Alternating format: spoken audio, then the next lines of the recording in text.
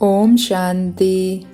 समर्थ बाप शिव बाबा की 26/12/2021 की अव्यक्त मुरली से अपने मास्टर समर्थ हीरो एक्टर नवनिर्माण के आधार मूर्त बच्चों प्रति होमवर्क।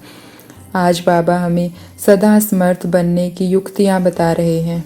हम सारी मुरली को सुनते हुए साथ साथ चेक करेंगे कि हम सदा समर्थ क्यों नहीं हैं, क्योंकि बाबा ने कहा कि विकल्प तो मेजोरिटी आत्माओं के ख़त्म हो गए हैं, लेकिन अभी व्यर्थ चलते हैं।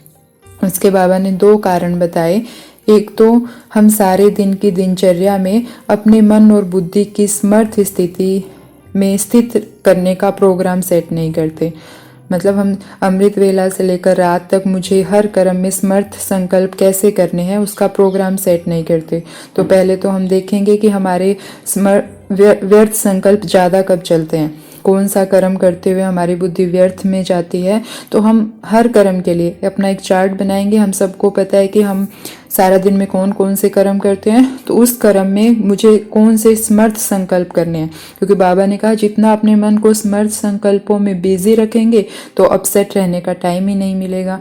तो हमें मन को कभी भी, बाबा ने कहा 1 सेकंड भी फ्री नहीं रखना। तो हमारे पास हर कर्म के लिए कि मुझे इस कर्म को करते हुए सुदर्शन चक्कर फिराना है, सौमान बोलना है या मुरली का मनन चिंतन करना है, तो हम एक पेज पर चार्ट बना लें या मन बुद्धि से चार्ट बना लें और हर रोज, क्योंकि हमें हर रोज लगभग वही कर्म करने होते हैं, तो हर रोज हम उनका अभ्यास करें कि इस समय इस कर्म के साथ मुझे मन बुद्धि को यहाँ बिजी रखना है, ये अभ्यास करना है।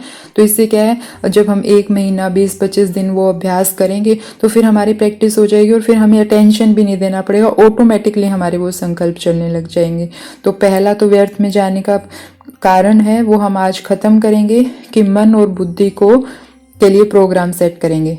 दूसरा बाबा ने कहा व्यर्थ में जाने का कारण कि अमृत वेले से लेकर रात तक सोने तक मनसा वाचा कर्मणा संबंध संपर्क में जो हमें श्रीमत मिली हुई है, आज्ञा मिली हुई है, उस पे नहीं चलते।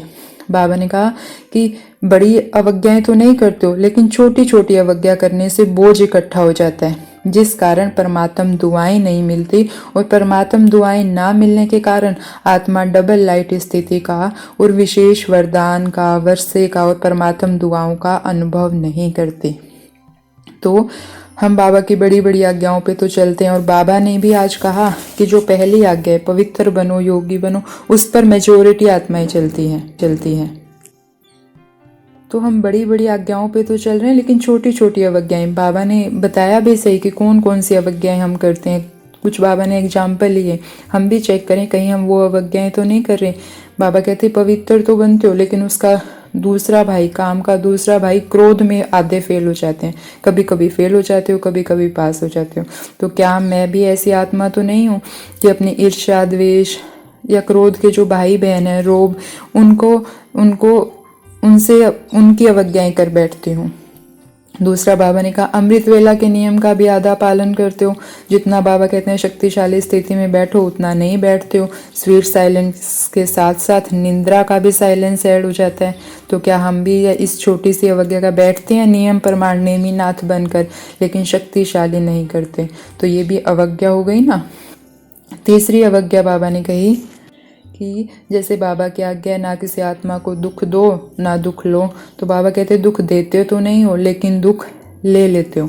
तो हम सारा दिन में चेक करेंगे कि बाबा ने हमें जो जो श्रीमत दी है, श्रीमत मतलब जो जो आज्ञाएं दी है उनके अकॉर्डिंग चल रहे हैं। अगर छोटी छोटी अवज्ञाएं हो जाती है, जैसे खाना खाते टाइम बोलते रहते हैं, बातें करते रहते हैं, टीवी देखते हुए खाना खाते हैं, तो ये भी अवज्ञा है, बाबा की याद में खाना है। तो ऐसी कौन कौन सी अवज्ञाएं हैं जो मुझे भारी कर रही है, क्योंकि ये अवज्ञाएं छोटी छोटी हैं लेकिन मन को भारी कर देती और भारी करने के कारण हम उड़ नहीं पाते। तो बाबा ने कहा सदा एक स्लोगन याद रखो। तो हम ये स्लोगन लिख लें कहीं जहाँ हमारे आते जाते नजर पड़े। क्या स्लोगन है? ना व्यर्थ सोचो, ना देखो, ना व्यर्थ सुनो, ना व्यर्थ बोलो, ना व्यर्थ कर्म में समय गवाओ। तो इसका मतलब सदा समर्थ रहो, और सदा समर्थ बनने के लिए ये दोनों चीज़ें हमें आज धारण करनी ही है। अपने खुद का प्रोग्राम बनाएंगे।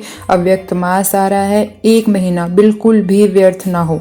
तो इसका अभ्यास हम ये 26 तारीख है पूरे हफ्ते करेंगे 1 तारीख तक, और फिर शक्तिशाली बाबा की हर आज्ञा का पालन मानेंगे। तो इस शक्तिशाली संकल्प के साथ हम आज की मुरली को 2 बार, 3 बार, 4 बार, कल बाबा ने कहा ना मुरली जितना ही बार हो उसके उतना पढ़ो, ताकि हमारे सारा दिन समर्थ संकल्प ही चलते रहें। और आज तो बाबा ने वरदान में भी कहा कि सूक्ष्म और स्थूल रीति अपने आप को बिजी रखोगे तो माया जीत विजयी बन जाओगे। तो ना तो हमें स्थूल में फ्री होना है, किसी न किसी बाबा की सेवा में लगे रहना है, ना मन बुद्धि को फ्री करना है, तो अपने आप माया जीत बन जाएंगे। और आज तो बाबा ने स्लोगन में नशा चढ़ाने वाली बात कही। बाबा ने कहा निश्चय और फलक से कहो बाबा मेरे साथ है। तो सारा दिन बाबा मेरे साथ है, व्यर्थ मेरे पास आ भी नहीं सकता। स्वयं भगवान मेरा पिता बनकर मेरे साथ है तो मेरे पास माया आ ही नहीं सकती। मैं व्यर्थ से मुक्त समर्थ आत्मा हूँ, मैं माया जीत आत्मा हूँ। तो ऐसी माया जीत विजयी आत्माओं को ओम शांति। शुक्रिया बाबा।